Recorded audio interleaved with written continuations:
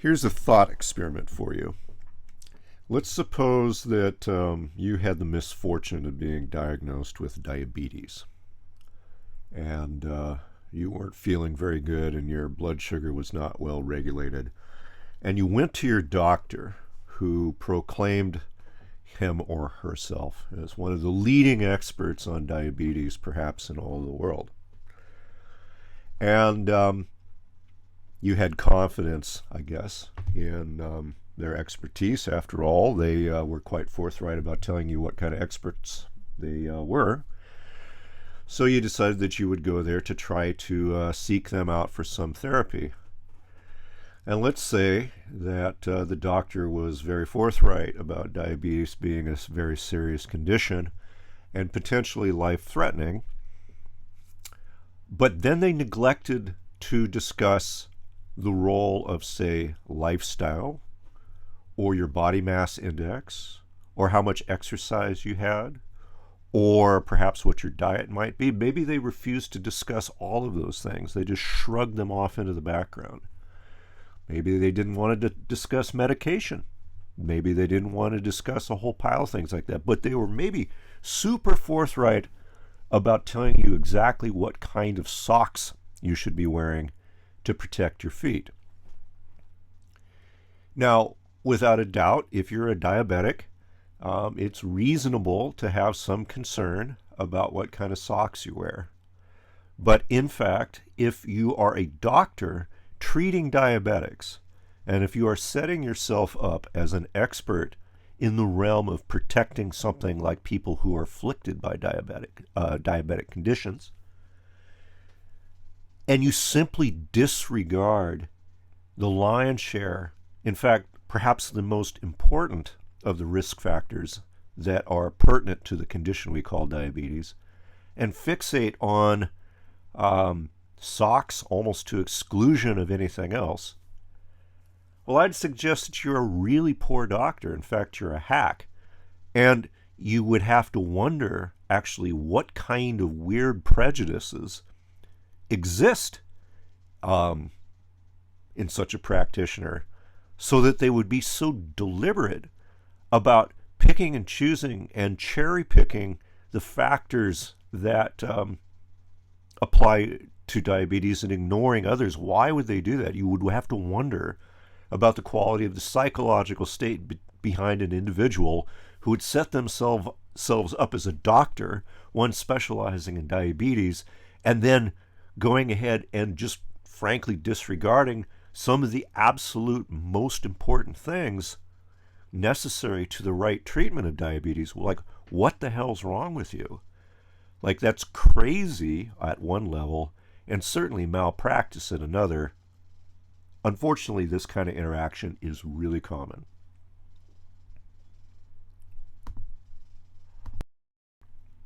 And it's worth asking why it's really common. And here's why.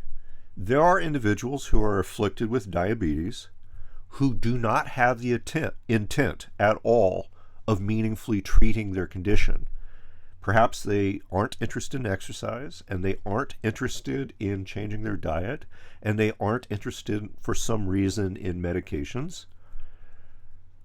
They aren't actually interested in confronting the problem at all, at least beyond a little bit of minutia here and there that they feel comfortable with. They're seeking not solutions for their diabetes, but rather they're seeking comfort of some degree and support of some degree in the affliction, but they're not looking for a solution for whatever reason. And the fact is that there are plenty of doctors out there who specialize, in fact, in treating not conditions, but simply providing comfort or complacency within the malady. Certainly you see that in medicine. Certainly you see that in fitness. Certainly you see that in psychology. There are many people who are not interested in improvement. They simply want comfort in their regressive, dangerous, unhealthy state. And there's an entire industry, in fact, in providing comfort to individuals who are enmeshed in a malady, this is completely distinct from the efforts of an individual who's trying to offer solutions. One of the places where I find this so remarkably and almost absurdly overt comes from a certain kind of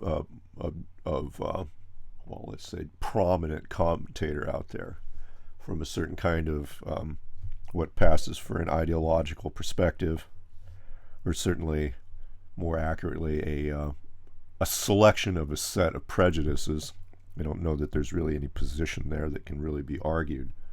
But there's legitimately commentators out there who, with a straight face, will tell you that Western civilization is threatened. But it's not being threatened by resource depletion, no, no, no, no. Nor crony capitalism, no, no, no, no, no. Nor wealth inequality, no, no, no, no, no, no. Nor a capitalist control state, no, no, no, no, no. These guys are the titans of the industry, that's great. Okay? Nor things like overpopulation, no, that's not threatening Western civilization at all. That doesn't threaten the livelihoods of our children's future, no, not at all. What is threatening Western civilization? What's going to bring us to our knees? Oh my God, it's the trans movement and postmodernist neo-Marxists. They're going to overrun the world.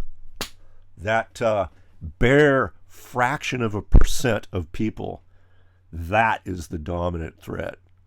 That's the thing that's going to actually take down Western civilization. Those are the enemies of the gate, right?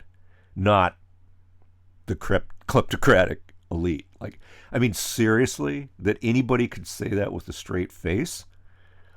Well, and it's said a lot, over and over and over and over again. There's people that believe that stuff. Now, of course, for anybody that looks at the issue holistically and might share, in fact, the attitude that, yes, what we've called Western civilization is a little wobbly in the knees, an intelligent person who is more or less unencumbered by prejudice might like to look at the various factors. And I might even be reasonably willing to have the conversation about that certain attitudes held by certain factions of the trans community might somehow or another have something to do with underlying ideas that aren't great for Western civilization. I mean, seriously. But I mean, if anybody is going to assert that those are the predominant reasons why civilization is growing wobbly, I mean, that's crackpot. That's not an intelligent diagnosis. It's like the doctor there who is basically stonewalling on any kind of useful strategy by which to treat diabetes. Those kinds of messages are exploitive. They are ridiculous. And the reason that they are popular is that they cater to an audience that is unwilling to meet the challenges of moving into a modern future. Just like you would have some people who are afflicted with conditions like diabetes, they may be afraid or unwilling to make the necessary changes or choices in their life to actually navigate their conundrum constructively. It's the same thing. It's incredibly dangerous, and we should really become aware of where we see those kinds of messages arise. Another place that we see these kinds of tensions play out is in the relatively archaic and regressive false dichotomy that is presented both on what passes for right-wing and left-wing thinkers about the role of the individual versus the responsibility the individual may have to the collective. It's very often presented that these are mutually exclusive categories that are in tension with each other. And certainly, again, the kind of people that like air raid sirens and conversations about a fictitious group called neo-Marxists, whether it's that crowd or, in fact, extreme left-wing feminist sorts, on a whole host of issues, the role and the rights of the individual versus collective becomes a very big thing. But unfortunately, the frame in which these issues are discussed is truly becoming archaic, right? If there is a modern informed or even postmodern informed view on that particular issue, it is this. And you will find it regardless of whether you're studying physics or psychology or spirituality or what have you. The most progressive view is that you cannot differentiate really meaningfully, consistently between the individual as some kind of monad, certainly not without the context of the collective whole that one inhabits. And in fact, the more progressive one becomes, the more one sees oneself as a function within a larger systemic mechanism. It's not really even meaningful to try to discuss the idea of a self in a vacuum.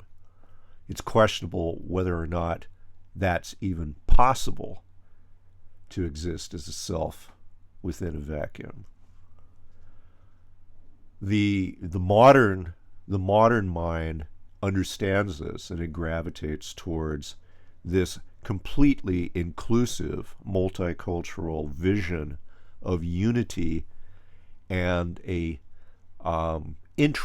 integration of views rather than dominance of views. Certainly the seeds for that kind of thinking exist as much in Western civilization as it does anything else, in spite of the fact that many, again, of the prominent commentators out there seem to not be well read enough to understand this. If there is going to be a future for Western civilization will have to move forward to catch up with this reality and a progressive way of understanding how the world works and how a individual operates within it.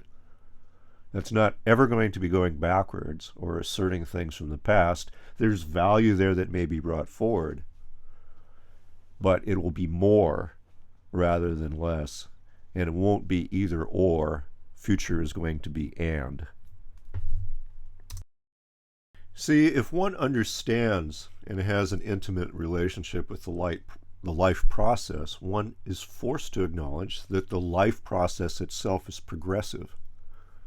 It is a mechanism of exploration and invention, and it moves forward into the future, trying every possible opportunity, even the most reckless of opportunities. The life process is incessantly, where it is left to its own ends, inventive.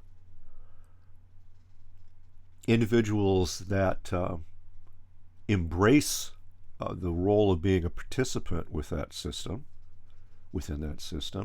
will also have to adopt a progressive sort of attitude towards life, one of adventure, an exploration, and of elevation of the creative tendencies native in some human beings. The only reason that you would not choose to embrace that wonderful, glorious reality is fear or ineptitude. Definitely, it can be a very intimidating thing to try to stay right on the cusp of the crest of of surfing that creative wave, of trying to be right there in the moment, moving forward and keeping up with the pace of progress in the world. Yeah, it takes a lot of time and commitment. Very few people do this. I find myself shaking my head at people that I've known for most of my life, years and years and years and years, and a lot of them don't have a new idea or a new perspective or a new skill or have ever done any of that since they graduated from high school. Well, if you don't have a commitment to life and you're not going to shoulder your responsibility of being a participant, well, you're going to hunger for a regressive reality that was more comfortable for you years ago. You're going to be fearful of a world that is changing, even if it's changing to something that's more humane and more inclusive. There will be an expectation that even among those of you who choose to be dinosaurs, that you too embrace a universalist, inclusive attitude that values multiple perspectives. There isn't necessarily a moral imperative for even those who share a desire for a multipolar vision of reality to be particularly generous towards individuals who are dogmatists and see otherwise. If you want to walk the fast path to being obsolete and alienated, well, it would be tough to find a path that facilitated that inevitability quicker than just being regressive and dogmatic. No, as I see it, there's really only one option for individuals that seek to remain relevant and to live in harmony with the life process, and that is to double down on a overt embracing of personal responsibility, to being a good steward and a first order agent and participant in the life process as much as possible, trying to birth the future, this vision of inclusion, of understanding of systems. This goes far beyond the idea of the individual or even the collective. It goes to an understanding of unity that exists within the life process. It's a much bigger way of looking at the world, and it's inevitable. It doesn't mean that regressive individuals who find themselves intimidated by this future may drag their feet kicking and screaming. It may also mean that they may derail the entire process themselves. I would say that it looks to me like the greatest threat to Western civilization really are the people who advocate for an archaic vision of it themselves. It seems to me that that's actually the people that are going to drag this whole thing down, among many other influences. That's a bigger fish than I need to fry. If I myself want to move into the future in a constructive and humane manner, well, my own choice and my own path is quite clear, and that is to willfully and joyfully embrace my role as a co-participant in the life process the most universal way I can possibly manage in accordance with my current understanding of the world and the skills that I might have. That's the way forward. And it is, in fact, a very progressive vision, core to everything I talk about here. It's a path, it's a commitment, it's all of that. But if you want to live your life, I really don't see very many other options. So, ride, boldly ride. Cheers, people.